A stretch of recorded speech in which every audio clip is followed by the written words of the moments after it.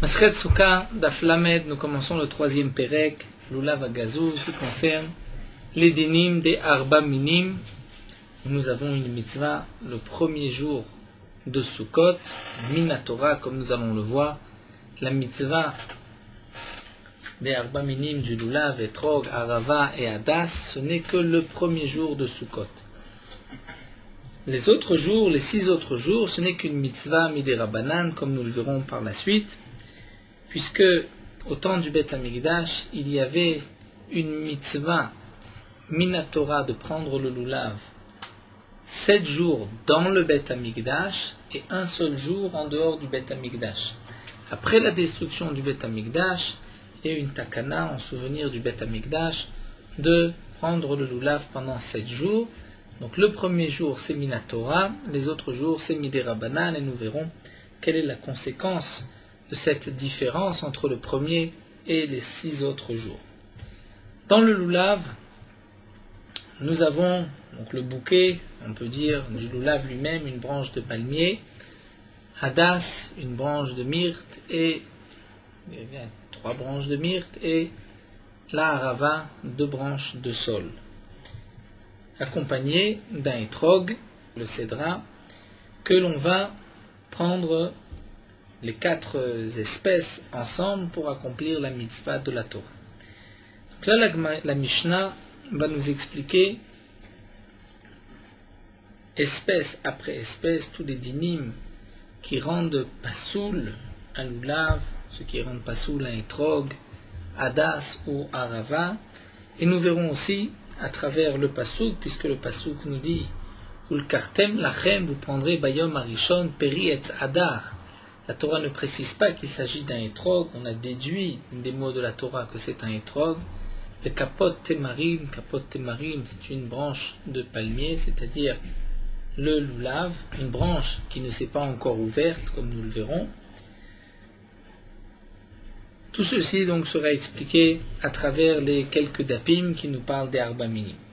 Donc la Mishnah commence et nous dit lulav agazul. Un lulav, c'est-à-dire la branche du palmier, et non pas tout le bouquet, bien que souvent on verra que lorsqu'on dit le lulav, il s'agit en vérité tout le bouquet. Mais ici, il s'agit que du lulav, puisque par la suite, les Mishnayot expliqueront les dinim du hadas et de la harava. Donc lulav, nous dit Rashi, ce n'est que le lulav à gazoul qui a été volé, ve'ayavesh, ou qui est sec, pasoul, le lulav est pasoul. Le lulav volé est pasoul, puisque comme nous dit Rashi, comme nous le verrons dans la Gemara, la Torah dit ulkartem lachem, vous prendrez pour vous, mais aussi ulkartem lachem de vous, c'est-à-dire un lulav vous appartenant, un lulav qui a été volé, on ne peut pas accomplir la mitzvah. Yavesh, le lulav est pasoul s'il est sec, puisque nous dit Rashi, il faut une belle mitzvah, mitzvah meuderet, comme c'est marqué, ve'anveu, zekeli ve'anveu, il faut que la mitzvah soit belle. Nous apprenons aussi du etrog, qui est appelé peri etz hadar, il y a aussi des dinim, donc de hidour dans le etrog, ainsi que dans le lulav. Nous apprenons l'un de l'autre, ça nous le verrons par la suite dans la Gemara, donc le lulav volé ou sec et pasoul. Que signifie sec, nous le verrons aussi par la suite.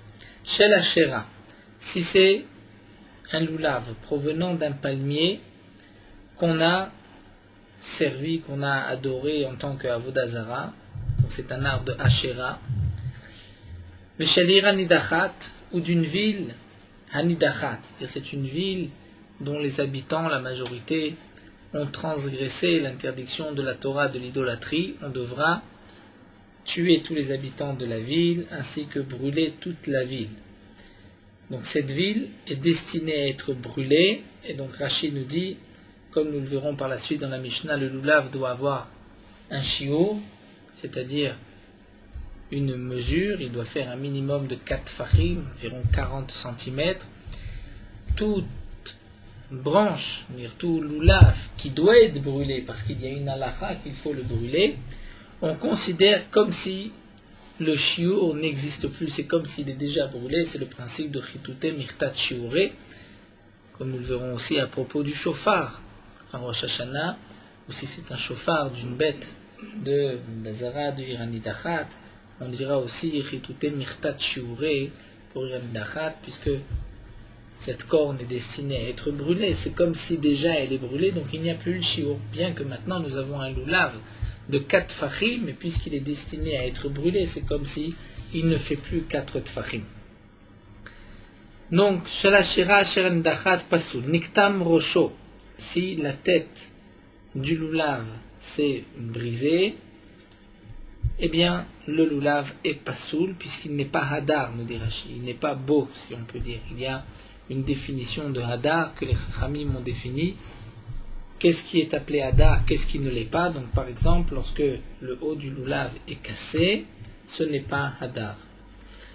Nous verrons par la suite dans la Gemara est-ce qu'il s'agit de la tige centrale ou même des autres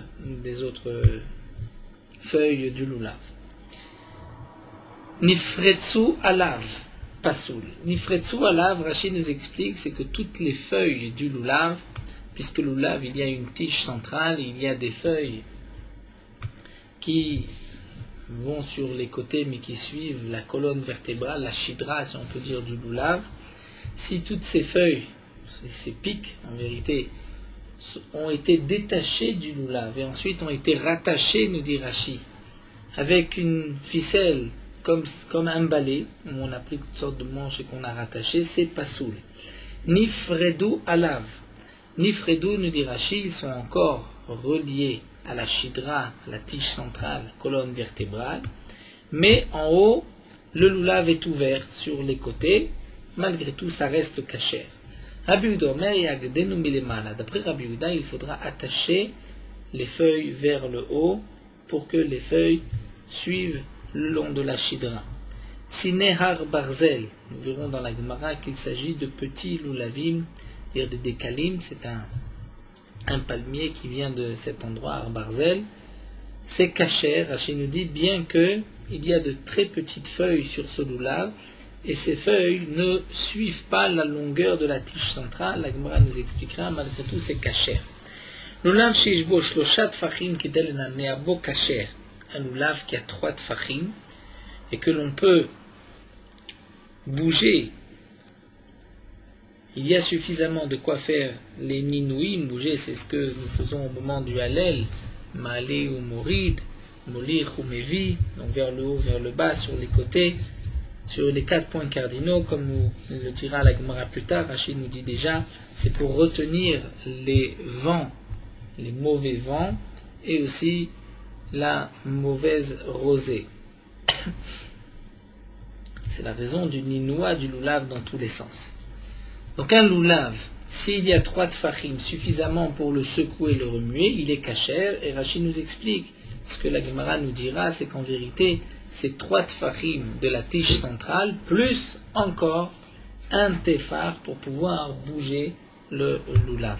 Et sur ces 4 tfachim, il faut compter la tige centrale, pas les feuilles qui montent au-dessus de la tige centrale.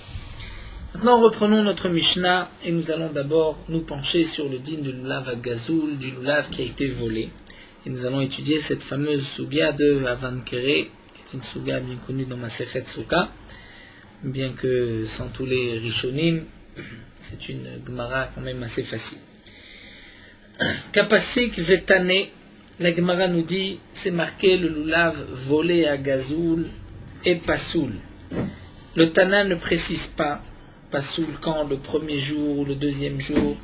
Donc je peux déduire que l'Oshana b'Yom Tov Rishon ou l'Oshana b'Yom Tov Sheni, il n'y a pas de différence, c'est le premier jour de Yom Tov ou le deuxième jour de Yom Tov, dont l'obligation du lulav n'est que midera banan, malgré tout un lulav volé et pasoul.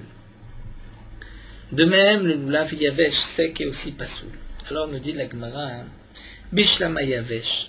Encore, lorsque le lulav est sec, je comprends pourquoi c'est pasoul même le deuxième jour, puisque hadar ba'inan. Il me faut un lulav qui est mehuda, hadar, qui est beau. S'il est sec, il ne l'est pas. Et la gazoul, mais volé, quel est le problème d'un lulav volé?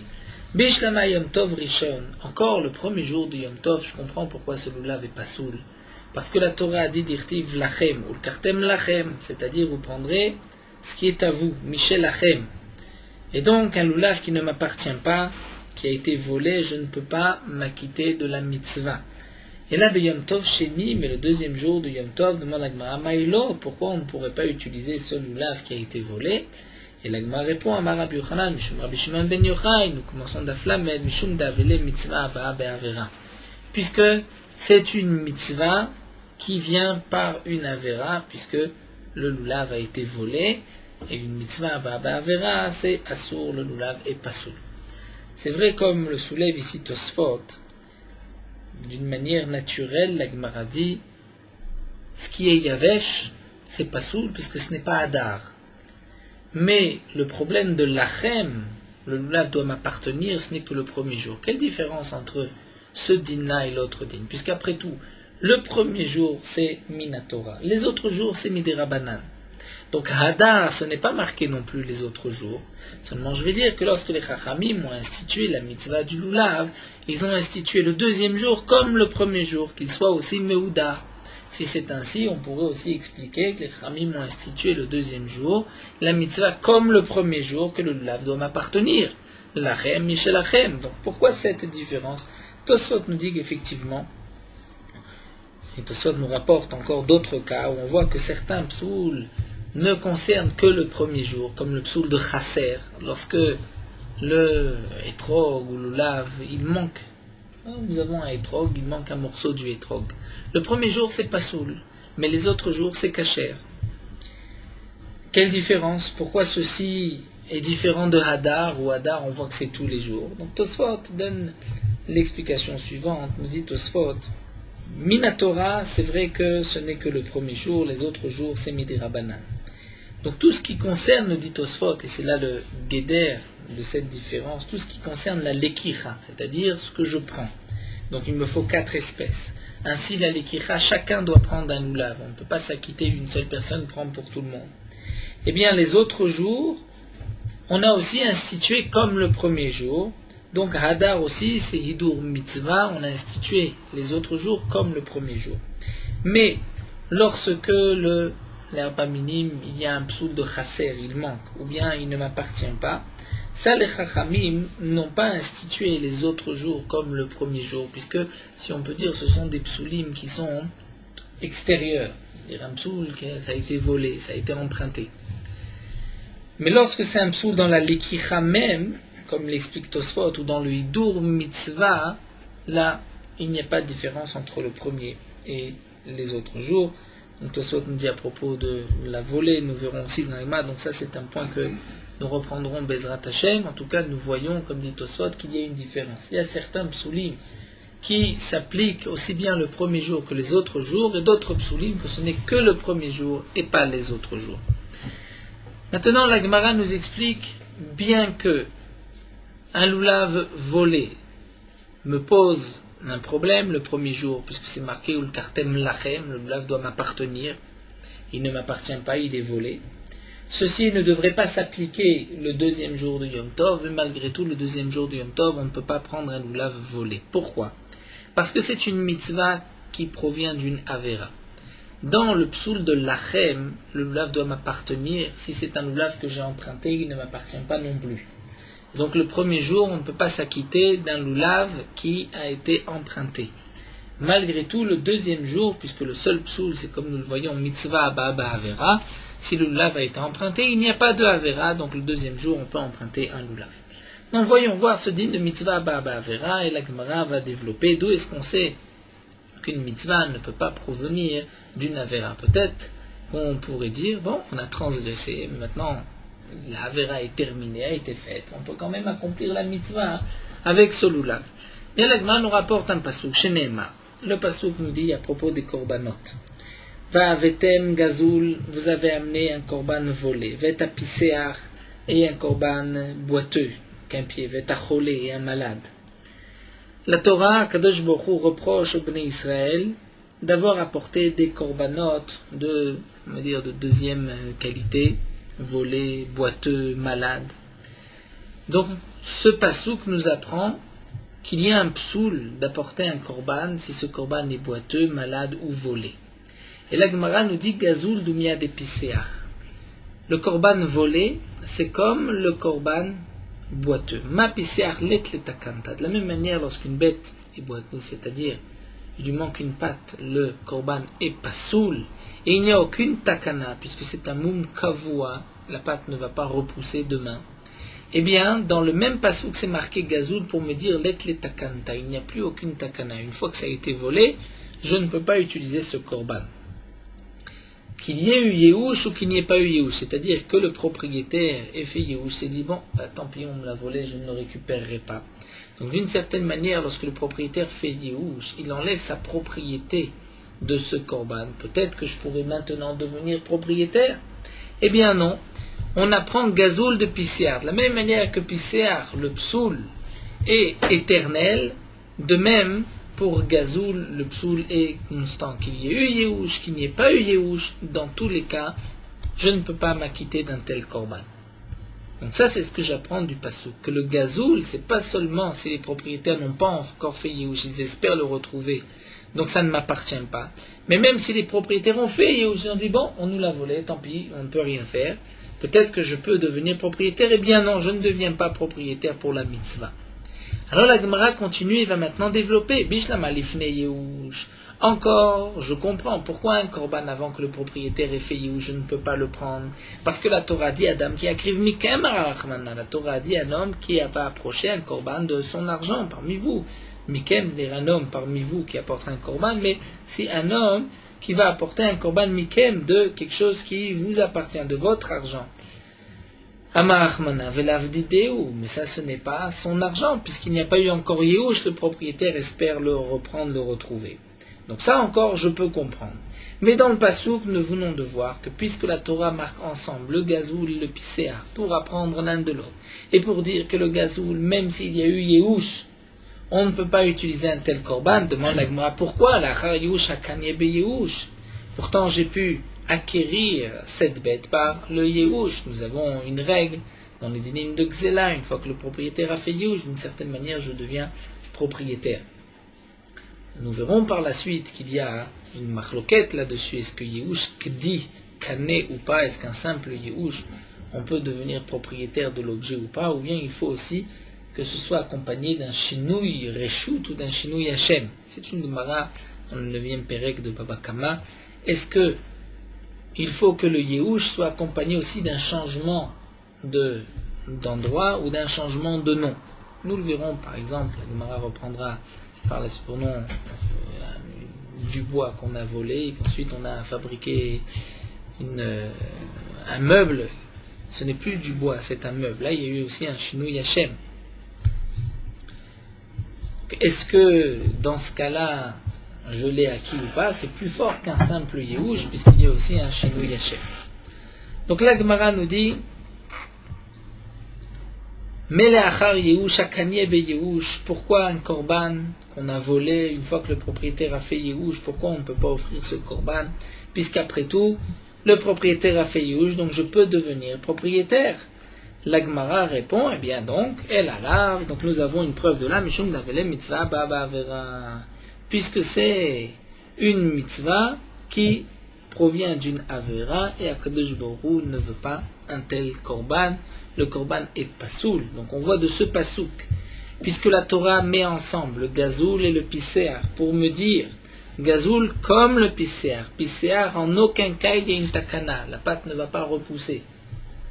De même, gazoul, si tu as volé, en aucun cas tu pourras apporter ce korban, que ce soit avant Yehush ou après Yehush. Et pourquoi après Yehush tu ne peux pas apporter un tel korban? Parce que c'est une mitzvah Baba Avera, donc voici la source, que mitzvah Baba Avera, c'est pasoul. Vama Rabbi Yochanan, Jum Rabbi Shimon ben Yochai. Rabbi Yochanan continue et dit au nom de Rabbi Shimon ben Yochai, Maï dirtiv, quelle est l'explication du pasouk? Ki ani Hashem oev mishpat, car je suis Hashem qui aime le jugement. Sonné gazel be'ola. Je déteste le vol be'ola. Be'ola, c'est-à-dire même, comme nous allons le voir dans un korban ola, Akadosh Baruch Hu ne veut pas de bêtes volées. Machal, le meler basar vadam, l'Agman nous rapporte un machal, un homme de chair et de sang, un meler de chair et de sang, shaya over al bet ameches. Il passe devant le péage. Le péage, c'est en vérité pour lui, pour les caisses du roi. Amar Avadav, il dit à ses serviteurs, Tenu meches la morsim, payez le péage à ceux qui sont là pour le récupérer. Amroulo, Ses serviteurs lui ont dit, Valo kola meches kulo shelahu, mais tout le meches, tout cet argent, c'est pour toi, donc pourquoi tu vas payer? Amar lahem, le roi leur a dit, Mimenu yilmedu kol ovre drachim. De moi, les gens vont apprendre, tout celui qui passe va suivre mon exemple. Velo yavrichu atzmam min hameches, ils ne vont pas aussi se profiler, se détourner du péage. Donc je paye, je montre, il faut payer, tout le monde payera comme moi. Af HaKadosh Baruch Hu Amar, Hashem dit, Ani Hashem sonne gazel baola. Mimeni yilmedu banai, v'yavrichu atzman min hagezel. Là aussi, HaKadosh Baruch Hu dire, tout lui appartient. Quelle différence si c'est un korban été volé ou pas? Eh bien non, Mimeni yilmedu. HaKadosh Baruch Hu demande qu'on apprenne, HaKadosh Baruch Hu lui ne veut pas une bête volée, et donc à nous de nous éloigner, de fuir le vol. Donc là, nous avons vu qu'il y a un mécor, une source dans le pasouk, le digne de mitzvah Abba Abba Avera. Donc un loulav volé, le premier jour, il est pasoul, puisque de toute manière c'est marqué ul kartem lachem, donc ça doit nous appartenir, et ceci vient aussi exclure un loulav emprunté. Pour les autres jours, il n'y a pas de problème de lachem, mais il y a un autre problème, c'est mitzvah Abba Abba Avera. La Gemara continue, Tmar Name. Nous avons aussi une memra Amar Rabbi Ami dit Yavesh Pasoul. Un loulav Yavesh est Pasoul. Mipnei Shehen Hadar. Parce qu'il n'est pas Mehoudar. Gazoul Pasoul. Mishum Davele Mitzvah Baba Vera. Mais un loulav volé, il est Pasoul à cause du din de Mitzvah Baba Vera. Donc là, c'est le fourrage que les autres jours, il est aussi Pasoul à cause du digne de mitzvah Abba Abba Avera. Obligé de Rabbi Yitzhak, et nous dit la Gemara, Rabbi Ami est en marloquette avec Rabbi Yitzhak, d'Amar Rabbi Yitzhak, Bar Nachmani Amar Shmuel. Ça, Bar Nachmani a dit au nom de Shmuel qu'au contraire, Lo Shanu la Biyom Tov Rishon, ce que nous avons enseigné dans la Mishnah que le loulav volé pasoul, ce n'est que le premier jour. Aval Biyom Tov Sheni, mais le deuxième jour, Mitorch Yotze Beshaol Yotze Name Begazou, de la même manière qu'on peut s'acquitter d'un loulav qui a été emprunté, eh bien, on peut aussi s'acquitter d'un loulav qui a été volé. Bien sûr, Tosfot précise que c'est d'Afka les autres jours, puisque ce n'est que Midera Banan. Donc, on ne tient pas compte de Mitzvah Baba Avera dans le din Midera Banan les autres jours, d'après Rav Yitzhak. Donc, la Gemara nous dit, c'est une marloquette. Est-ce que les autres jours, il y a un psoul d'un loulav qui a été volé? Est-ce que pour une Mitzvah des Rabbanan, on craint aussi le din de Mitzvah Baba Avera, on dira que le loulav est pas psoul ou pas? Rabbi Ami dit que oui, Rav Yitzhak Bar Nachmani dit que non. Métiv Rav Nachman Bar Yitzhak, la Gemara va objecter, Rav Nachman Bar Yitzhak objecte et demande, Lulav Gazoul Vayavesh Pasoul. C'est marqué dans la Mishnah que le loulav volé et le loulav sec est pasoul. Pourquoi la Mishnah ne nous parle que du loulav volé? Pourquoi pas parler d'un loulav qui a été emprunté? Le chidouche est encore plus grand. Tu l'as pas volé, tu l'as emprunté, il est pasoul. Donc c'est que la Mishnah dit loulav hagazoul, il est pasoul, mais le loulav qui a été emprunté, il est kasher. Et de quel jour il s'agit? Si c'est le premier jour, le loulav qui est emprunté, il est aussi pasoul. Donc la Mishnah qui nous parle d'un loulav volé, et je peux déduire de la Mishnah que le loulav emprunté est kasher, on ne parle pas du premier jour, on parle des autres jours. Donc voici une preuve de la Mishnah que même le deuxième jour, il y a un psoul d'un loulav volé, à cause de mitzvah Baba Avera. Donc nous avons une question ici sur Rabbi Yitzhak Bar Nachmani. Shaul Kacher et Mat, comment allons-nous expliquer la Mishnah? Dans quel cas? Ilima Biyom Tov Rishon, c'est le premier jour, active Lachem, c'est marqué Lachem, le premier jour, Michel Lachem, Vaïlav Didéou, même si le lave a été emprunté, il ne m'appartient pas. Et la lave, donc je suis obligé d'expliquer que la Mishnah ne parle Biyom Tov Sheni. Le Katane Gazoul, Pasoul. Et tu vois que le deuxième jour de Yom Tov, un loulav volé, Pasoul. Donc, on peut apporter de là une preuve que les autres jours, il y a aussi un psoul de mitzvah Baba Avera. La Gemara continue et nous dit Rabba Amar, d'après certaines versions Amar Rabba ou Ravashi, Leolam Biyom Tov Rishon. Non, nous dit Rava, nous n'avons pas de preuve de là. Peut-être que notre Mishnah qui parle du loulav volé, on parle du premier Yom Tov Rishon, le premier Yom Tov. Mais si c'est ainsi, alors on se pose une question, ça voudrait dire que le loulav emprunté est kasher? Non, c'est évident qu'il n'est pas saoul le premier jour. Alors pourquoi la Mishnah ne nous parle pas du loulav emprunté. Pourquoi la Mishnah nous parle d'un loulav volé? Si déjà le loulav emprunté, il n'est pas caché, à plus forte raison, le loulav volé, donc pourquoi la Mishnah parle que du loulav volé? Eh bien, dit Rava, l'homme eva ekama. Il faut lire la Mishnah de cette manière, pas seulement. La Mishnah vient te donner un chidouche, te dire l'homme eva eshaoul de lav d'idée, et que c'est pas soul. C'est-à-dire, toi tu as compris que puisque la Mishnah dit loulav à gazoul, c'est d'afka le loulav qui est volé, mais pas le loulav qui a été emprunté. Pas du tout, nous dit Rava. Il ne faut pas déduire ainsi. En vérité, la Mishnah ne vient pas exclure le loulav qui a été emprunté. Mais on va dire, le loulav emprunté, c'est sûr que c'est pas soul. Parce que ça ne t'appartient pas. Et donc tu ne peux pas t'acquitter de cette mitzvah. Mais le loulav à gazoul qui a été volé, en vérité, j'aurais pu croire qu'il t'appartient. Comment? Parce que peut-être que le propriétaire a fait Yehush. C'est même logique et mistaber que le propriétaire a fait Yehush. Pourquoi? Parce qu'il s'agit d'un loulav volé, gazoul. Quelle différence entre une gneva et une gzela? Gneva, c'est un vol qui a été fait en cachette. Gzela, c'est un vol qui a été fait devant le propriétaire. C'est un vol où le voleur est venu et a arraché des mains du propriétaire le loulav. Eh bien, peut-être que dans ce cas-là, c'est évident que le propriétaire fait Yehush. Pourquoi? Si on arrive devant lui, à lui arracher le loulav des mains, à lui voler, et qu'il n'a pas pu réagir sur le moment, donc c'est que il n'en a pas les forces, donc il va faire Yehush. Donc nous dit la Gemara, gazoul, j'aurais pu dire imastam gzela yush ba'alim. Peut-être que n'importe quel gzela, c'est considéré comme un yush ba'alim, puisque il n'a pas la force de réagir. Et donc, au dit des damés, donc le voleur, maintenant deviendrait peut-être propriétaire de ce loulav par le yehush. Kamash malan, que non. Kamash malan, que même au moment où il l'a volé, le propriétaire n'a pas fait yehush. Pourquoi? Le propriétaire se dit, aujourd'hui il me l'a volé, demain je vais aller le condamner au Bedin et je récupérerai mon argent. Donc, la Mishnah vient nous dire, même dans ce cas-là, le loulav ne t'appartient pas, tu ne peux pas t'acquitter de cette mitzvah. La Gemara continue, et nous allons étudier cette sugia de Avan Kare. Ravuna a dit à ses commerçants, ceux qui vendaient des petites aiguilles, des hachis, même des loulavim. Ravuna leur a dit qu'ils avintu asam et akum. Lorsque vous allez acheter des hadassim d'un non-juif, lo tikzezu atun. Faites attention de ne pas vous-même couper le hadas du champ. Et là, l'igzezua inu, laissez le non-juif le couper, veyavu lechu, et vous le donnez.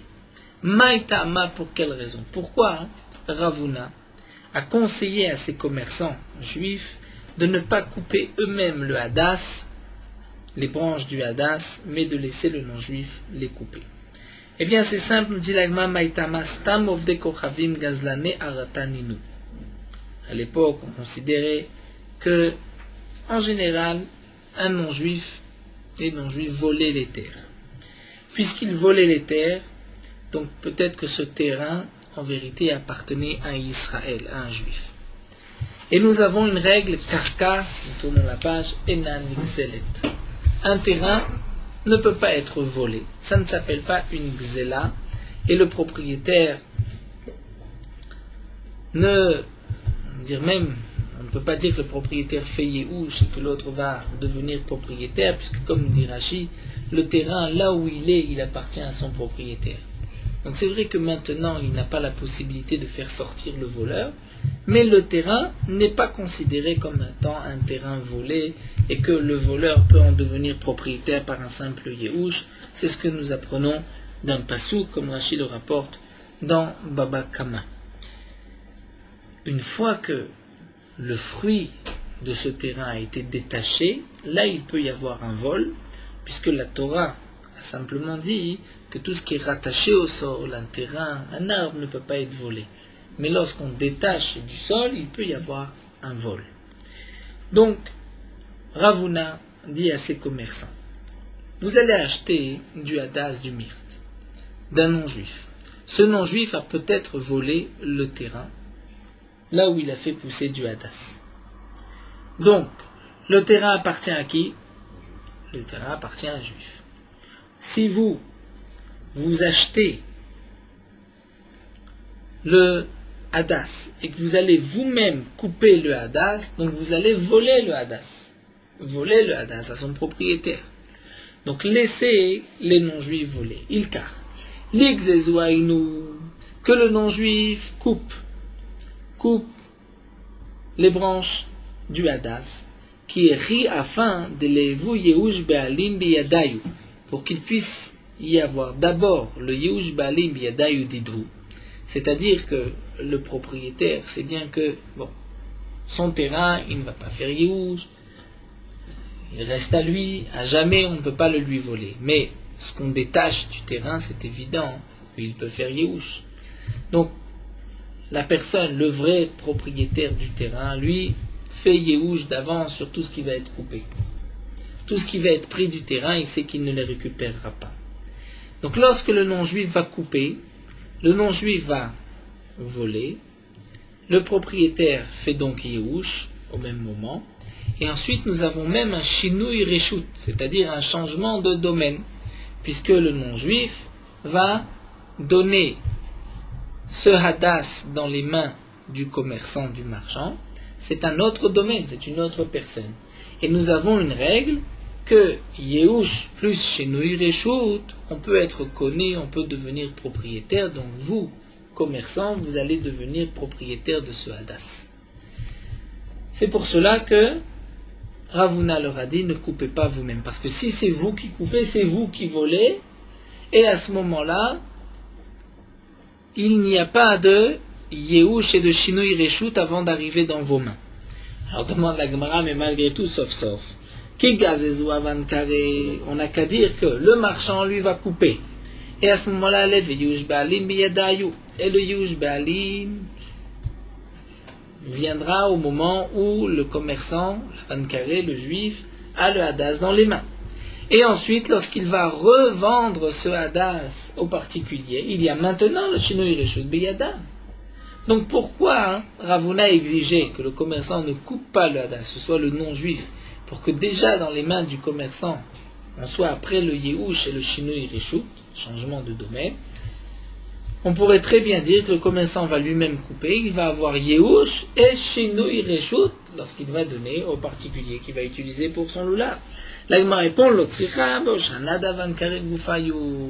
en vérité, Ravuna n'était pas seulement préoccupé des Oshanot, c'est-à-dire du lulav, que nous verrons qu'il est appelé aussi Oshana, puisqu'on le secoue au moment des Oshanot. Donc ce hadas, c'est pas seulement pour le Oshana de ceux qui vont acheter du commerçant, mais même pour le commerçant lui-même. Donc Ravuna s'est soucié du commerçant lui-même, que le commerçant puisse accomplir la mitzvah avec un hadas qui lui appartient.